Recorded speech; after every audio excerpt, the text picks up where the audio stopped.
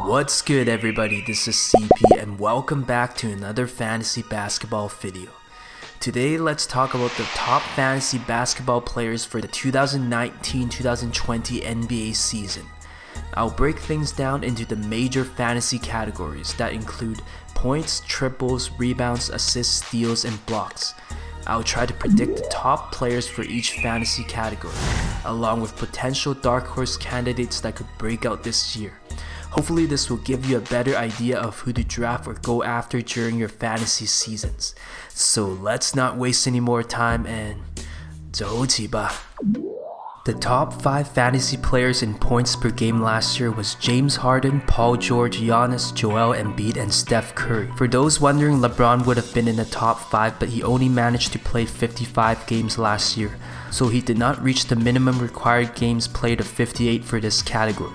James Harden was ahead of the class with a 36.1 PPG average.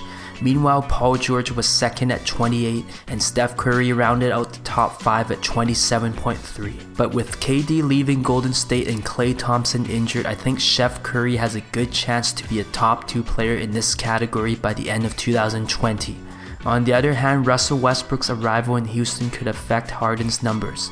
There is a chance that we can see a slight decrease in Harden's usage. As a result, it might be hard for him to average 36 points per game again this season. Meanwhile, Giannis might be another name to look out for in this category.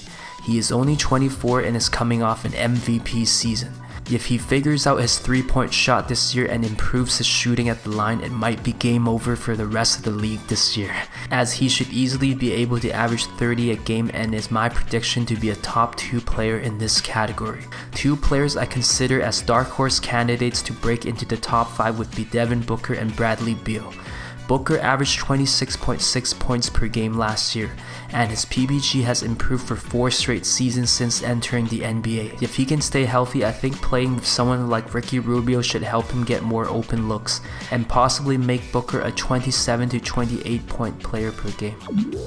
Meanwhile, Bradley Beal should be the Washington Wizards' best fantasy option this season. Beal hasn't missed a game for 2 full NBA seasons and averaged a career-high 25.6 points last year, and his average points per game improved for 4 straight seasons. As of now, there aren't too many good scoring options in Washington, so the real deal Beal should get a chance to see as many shots as possible. If he can get an extra 2 to 3 shots per game this year, I like his chances to average over 27 points per game and possibly be a top 5 player in points as well. Moving on to triples, James Harden edged out Steph Curry as the top fantasy 3-point shooter in the NBA last year. The Beard made 378 triples in 78 games and averaged 4.8 threes per game. But coming into this season, Steph Curry might take the top spot since Golden State needs him to score more than ever. Meanwhile, a name like Buddy Hield raised some eyebrows last year.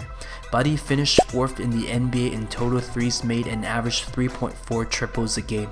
Buddy surprisingly made more triples than elite names like Klay Thompson and Damian Lillard last year, and if Hield continues to improve this season, I think he has a shot to be a top 3 fantasy player in this category. If we take a look at the names in the top 10 from last year, I think James Harden and Steph Curry should stay near the top. On the other hand, injuries will likely put Paul George and Klay Thompson out. This opens up the opportunity for new players like Bradley Beal and D'Angelo Russell to move in, as both shooters made over 200 threes last year and averaged at least 2.5 triples per game. Terrence Ross is another dark horse name to watch in this category. He averaged a career-high 2.7 triples per game in Orlando last year and finished 10th in the NBA in total threes made with 217. At 28 years old, I think T. Ross should be near the peak of his prime, so he could be a very good mid to late round player to target, especially if you are chasing threes in your draft. Blake Griffin is another interesting name to consider in the 3-point category. He was the best 3-point shooting power forward in the NBA last year, and the only power forward to finish in the top 30. He was 14th in the NBA in total threes made and averaged 2.5 triples per game. and at the age of 30, he is surprisingly coming off a career year averaging 24.5 points per game. I'm not saying that Blake Griffin is the best fantasy power forward to go after, since health is always a concern, but if you want to be a 3-point dominant fantasy team, having Blake on your roster might be a huge game changer.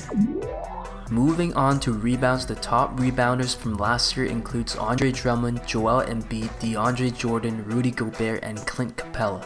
Drummond led the NBA, averaging almost 16 boards per game. Meanwhile, Clint Capella had the 5th highest average at 12.7. Assuming everyone stays healthy, I think this category might be the most clear-cut, and it seems like the top 4 guys should be somewhere near the top again this year. But with Westbrook in town, Clint Capella's numbers could take a hit, so I wouldn't be surprised to see Capella's rebound averages drop by around 1 to 1.5 rebounds per game this year. In that, this may open a spot up for a name like Giannis or Karl Anthony Towns to come into the top 5, as they average 12.5 and 12.4 rebounds respectively. A dark horse candidate who could surprise some people this year might be DeAndre Ayton of the Phoenix Suns. As a rookie, he averaged 10.3 boards per game and finished as a top 15 player in this category. Heading into year 2, we should see improvements in this game, and if Ayton can take a huge step forward, he should have a shot at averaging over 12 rebounds per game to finish the season. Moving on to assists, I think this category will see the most fluctuation this year. The top finishers from 2019 were Westbrook, Lowry, Chris Paul, Trae Young, and Jrue Holiday. LeBron and John Wall would have finished in the top 5, but they played less than 58 games last year. With Westbrook teaming up with James Harden in Houston, there is a chance that his assist averages will come down from the 10.7 he averaged last year. Chris Paul of the OKC Thunder is another interesting name to watch. If he can stay healthy, I think he could be a top 3 player in assists, especially early on in the season. OKC will probably play him lots and give him the opportunity to increase his trade value, so he might be a good player to have early on, especially if you're chasing assists. At the same time, I could see a player like Ben Simmons have a bounce back year and creep into the top 5 by the end of this season. We saw Simmons' assist numbers drop from 8.2 to 7.7 last year, and a huge reason for that was because they acquired Jimmy Butler mid-season. But with Butler gone, Simmons' ball handling duties should increase once again, and this should give him a chance to average over 8 assists per game again this year. De'Aaron Fox of the Sacramento Kings might be another dark horse player to watch, with potential to break into the top 5 in this category. Fox's assist numbers almost doubled from year 1 to year 2. He finished his sophomore year averaging 7.3 assists per game. If his playmaking game improves in year 3, he could very likely average around 8 to 8.5 assists by the end of this season. Steals is another interesting category to look at, and is probably one of the hardest fantasy categories to predict, as history has shown this category seems to fluctuate the most year after year. Last year's top 5 finishers included Paul George, James Harden, Chris Paul, Russell Westbrook, and Jimmy Butler. It's important to note that only 4 players in the NBA averaged 2 or more steals per game last year, so finding elite players in steals is few far in between. Once again, Paul George's health should drop him out of the top 5 in steals this year. Meanwhile, a name like Marcus Smart could be a sneaky good player to go after. Smart averaged 1.8 steals per game last year and missed only 2 games the entire NBA season. With Kyrie and Terry Rozier gone, I like Smart's chance of having a bigger role in the Celtics lineup, giving him a chance to rack up even more steals in 2019-2020. Andre Drummond is another interesting name to watch. He was a top 10 player in steals last year, averaging 1.7 per game, and was the only center in the NBA along with Steven Adams in the top 20 for this category. If you can live with this poor shooting at the line, Drummond is a very valuable fantasy basketball player. We all know that he is an elite rebounder, but at the same time he's a center who can give you almost 2 steals and around 17 points a game. Add that to a decent field goal percentage and a good block rate, he could help you win in at least 5 categories week after week. Drummond is also a very durable NBA center, as he only missed 10 games in his past 6 NBA seasons. Moving on to blocks, the top 5 fantasy players last year were Miles Turner, Mitch Robinson, Rudy Gobert, Brook Lopez, and JaVale McGee. They were also the only 5 players in the NBA who averaged more than 2 blocks per game last year. But it's important to note that Joel Embiid and Hassan Whiteside came in close at averaging 1.9 per game.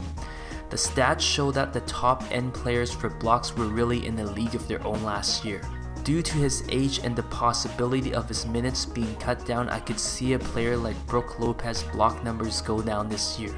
Meanwhile, a younger player like Mitch Robinson has a chance to dominate this category this upcoming season. Robinson averaged 2.4 blocks per game last year and was second in the NBA in total blocks at 161, despite only appearing in 66 games for the Knicks last year.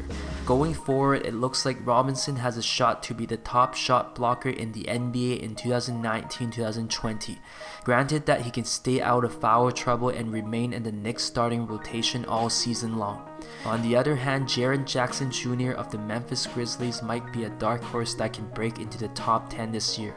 He only played in 58 games last season and averaged 1.4 blocks, which was good enough for 14th in the NBA. But with more playing time and an expanded role in the Memphis Grizzlies rotation, we might be able to see him average closer to 1.8 or 1.9 blocks per game this season. At the same time, we can't forget about a name like Kristaps Porzingis of the Dallas Mavericks, who didn't play at all last year. He was actually a top 5 fantasy player in blocks back in 2017-18 and averaged 2.4 per game. Assuming that the unicorn is fully recovered and the Mavs are willing to set him loose, I could see him work his way back into the top 10 and possibly the top 5 by the end of next season. If you want to watch more fantasy basketball related videos like this one, make sure you go through my fantasy playlist with the links right here. In my other videos, I talk about potential sleepers and breakout players you might want to target in other positions. On top of that, I also share potential game-changing fantasy tips that can help you win it all this year. Let's go, baby!